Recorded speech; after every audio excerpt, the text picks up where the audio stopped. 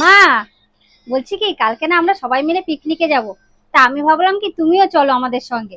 মাত্র 500 টাকায় না সব হয়ে যাবে, খাওয়া ঘোরা সবকিছু। তুমিও চলো না আমাদের সাথে মা। না গো বৌমা, আমি যেতে পারবো না। আমার পার্সে না 1 টাকাও নেই। তোমরা যাও, আমি যাব না। আরে মা, তুমি মিথ্যা কথা বলো না তো, তোমার পার্সে আবার 500 টাকা নেই, এটা হতে পারে? দাঁড়াও আমি দেখে আসছি তোমার পার্সে কত আছে।